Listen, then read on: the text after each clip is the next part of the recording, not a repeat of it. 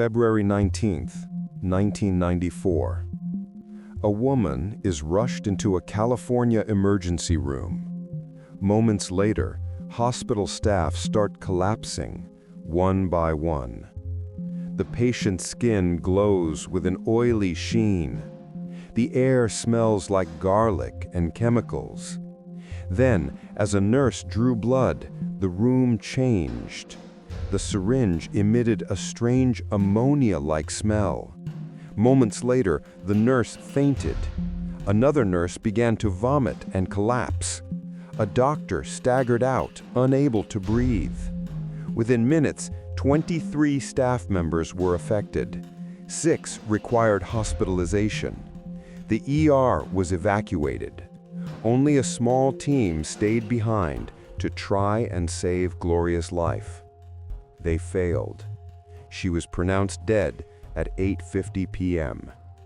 But that wasn't the end. The question remained, what had just happened?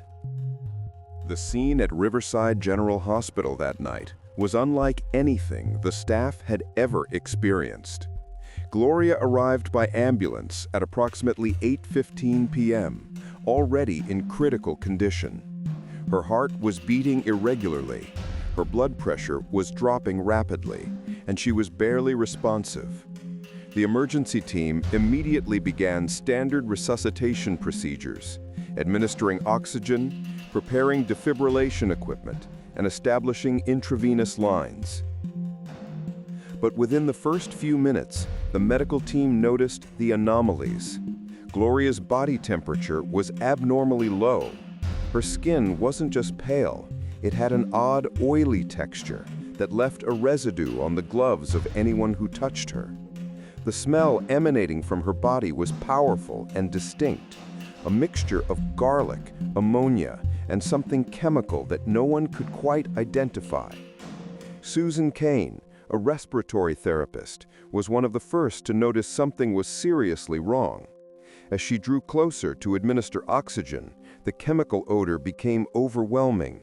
She reported feeling dizzy almost immediately, her vision blurring at the edges.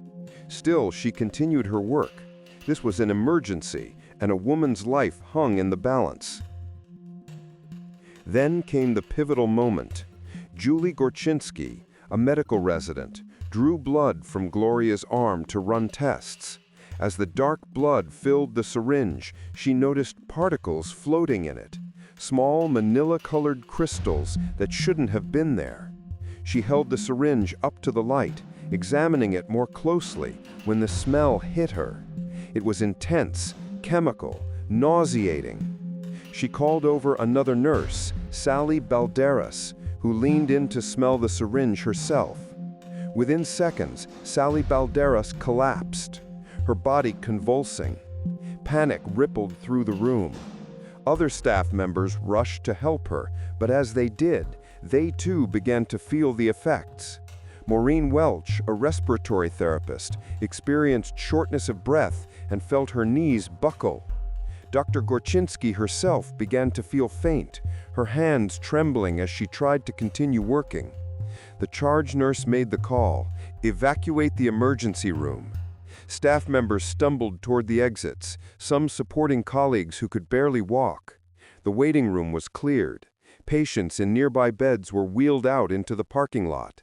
Within minutes, the bustling ER had become a ghost town, except for a skeleton crew who stayed behind, knowing that leaving Gloria alone would mean certain death. Those who remained worked in a nightmarish environment. They wore whatever protective equipment they could find, though no one knew what they were protecting themselves against. They continued CPR, administered medications, shocked her heart with the defibrillator. But Gloria's condition only worsened. Her heart rhythm became more erratic. Her organs were shutting down. At 8:50 p.m., after 45 minutes of desperate attempts to save her, Gloria Ramirez was pronounced dead. Outside, the affected staff members were triaged in the parking lot. Some had recovered quickly, experiencing only brief dizziness and nausea. Others were in serious condition. Susan Kane, the the respiratory therapist, who had been one of the first affected, was hospitalized for 2 weeks. She developed hepatitis and pancreatitis, conditions that suggested exposure to a toxic substance. Julie Gorczynski, the resident who had drawn the blood, spent 2 weeks in intensive care, unable to breathe without assistance. She later developed avascular necrosis in her knees, a painful condition where bone tissue dies due to lack of blood supply. The hospital went into crisis mode. What had just happened?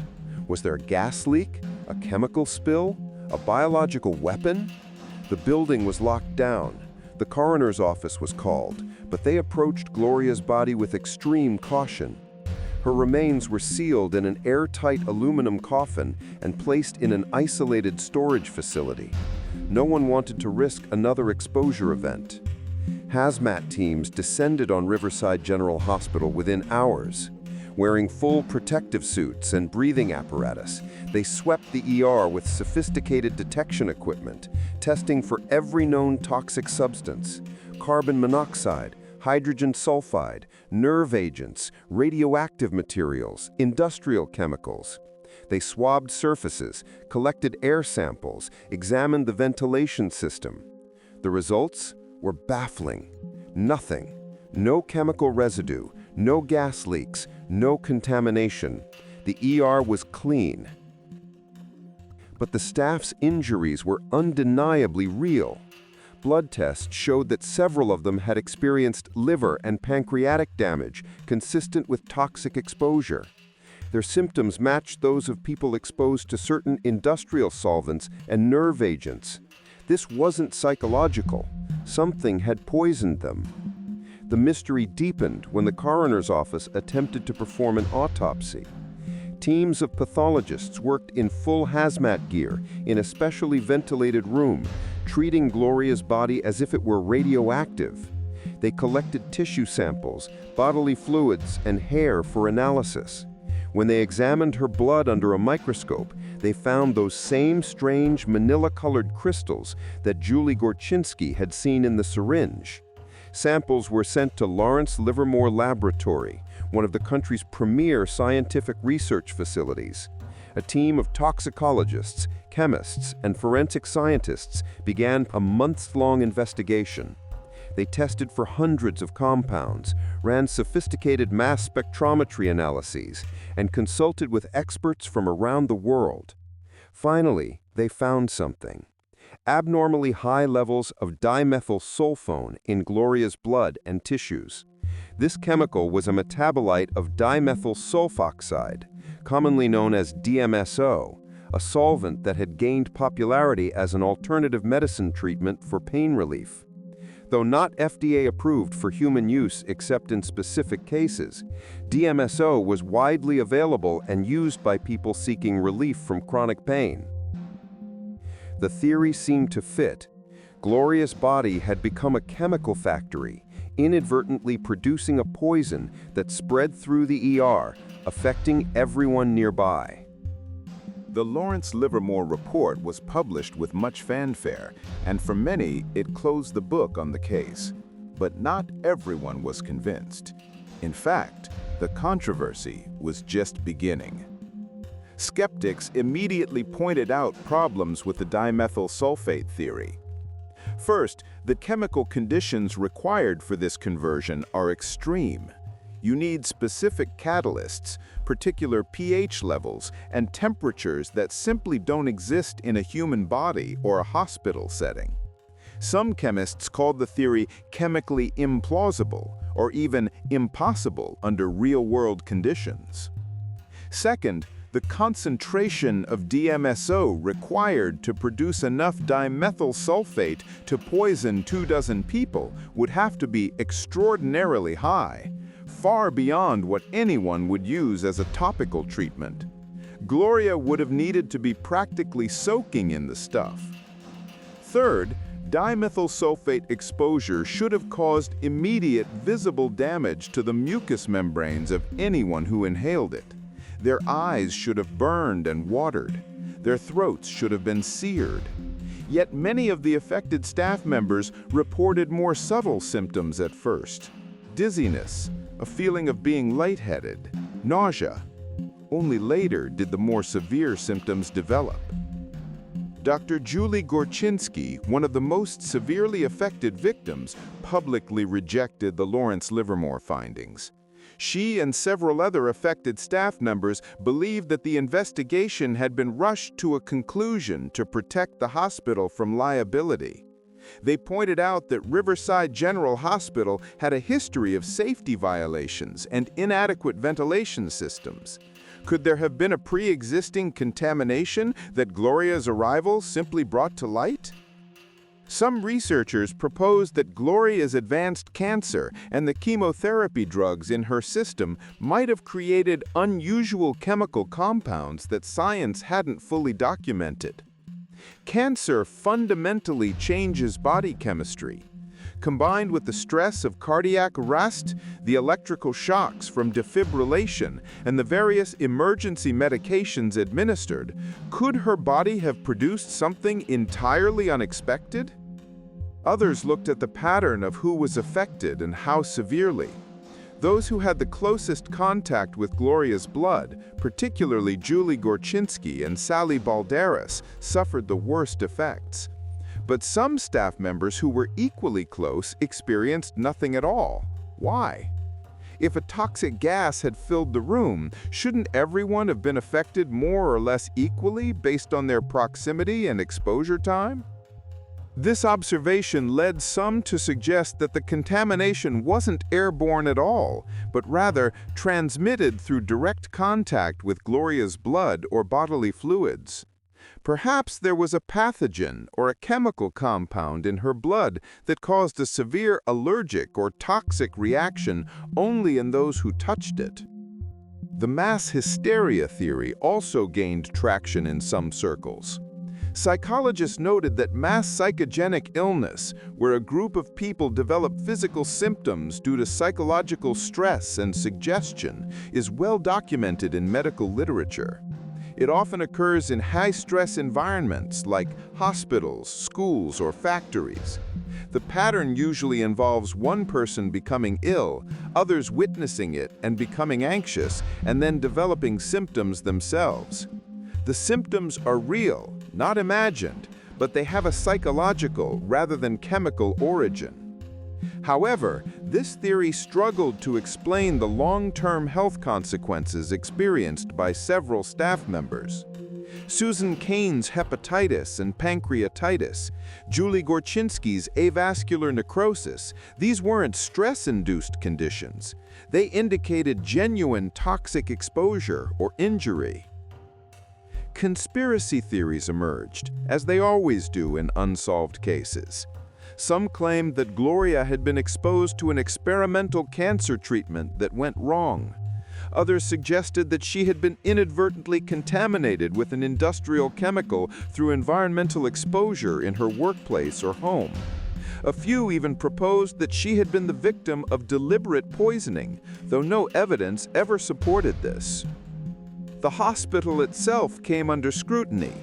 Investigators found that Riverside General had been cited multiple times for safety violations, including problems with its ventilation system and hazardous materials handling procedures. Could there have been a chemical spill or contamination in the ER that night that the hospital was trying to cover up? The hospital vehemently denied this, and no evidence was ever found to support it. One particularly interesting theory came from Dr. Eric Westhoff, a chemist who proposed that Gloria's cancer medications combined with DMSO might have created organophosphates, a class of compounds that includes pesticides and nerve agents. Organophosphates exposure produces symptoms remarkably similar to what the staff experienced: dizziness, nausea, respiratory distress, and in severe cases, seizures and organ damage. However, this theory also required chemical conditions that experts deemed unlikely in a human body.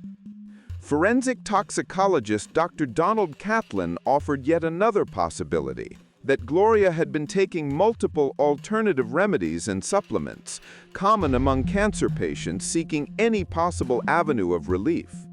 The interaction between these various substances, combined with prescription medications and the stress of her medical crisis, could have produced unexpected and dangerous compounds.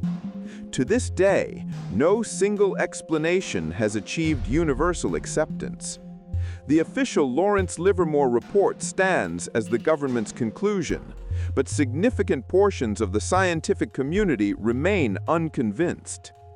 The case has been debated in medical journals, toxicology conferences, and chemistry classrooms for 3 decades. What makes Gloria Ramirez's case particularly frustrating for scientists is the lack of reproducibility. No one has been able to recreate the conditions of that night in a laboratory setting to prove or disprove any of the theories. We can't know for certain what chemicals were in Gloria's body, what the exact environmental conditions were in the ER, or what sequence of events triggered the disaster. Gloria Ramirez became known as the Toxic Woman. Her case changed hospital safety protocols worldwide. Even today, scientists debate whether the chemical theory or a psychological event caused the chaos.